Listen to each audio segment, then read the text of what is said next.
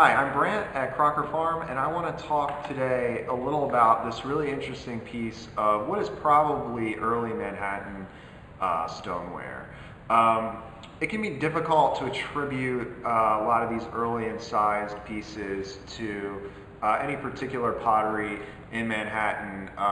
The Remys, the Croliuses, and their various associates worked very closely, and it can, yeah, as I said, it can be difficult to distinguish one potter's pot from another. But anyway, this was probably made at that small area by what is now City Hall in Lower Manhattan, called for a period Potter's Hill, for the potters there, obviously.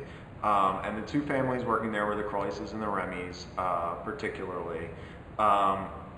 They were very fond of incised decorations that were basically derived out of the German tradition they were working in. Both families had come out of Germany in the earlier part of the 18th century.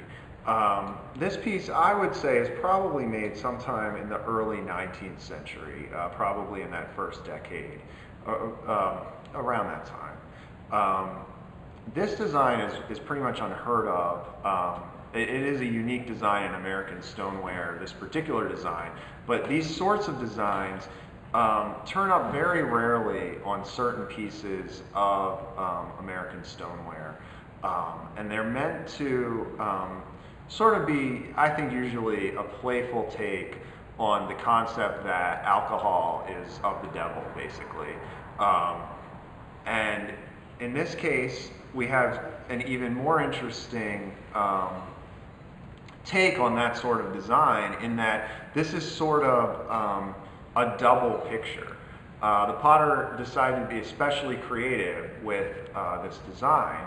At face value, it looks like the devil, a grotesque, humanoid creature who has two horns here, a pronounced nose.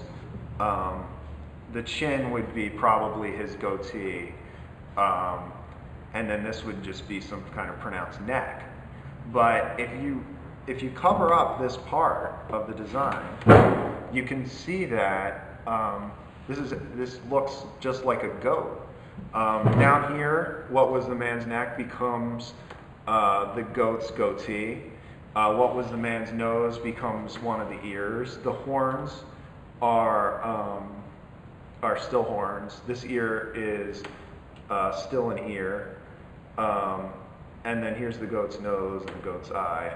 And then that also would be a take on the depiction of the devil as some sort of a goat-like creature. But yeah, it's always interesting to see the various ways that American stoneware potters liked to sort of poke fun at temperance, or maybe sometimes even try to put forth a temperate message. And those of you who own Sumter Pretty's excellent book on a particular design style in America that he's spent decades researching and thinking about, called American Fancy, have seen this jug before.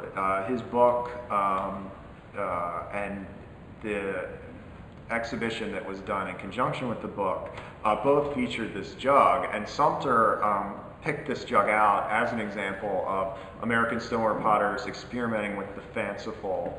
American Fancy being a decorative art style that played off of the idea of imagination, kind of a psychedelic style